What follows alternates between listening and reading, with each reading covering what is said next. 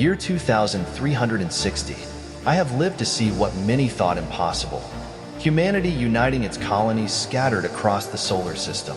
Mars, Titan, Europa, all together, forming the first interstellar civilization. Technology has taken us to distances that once existed only in imagination.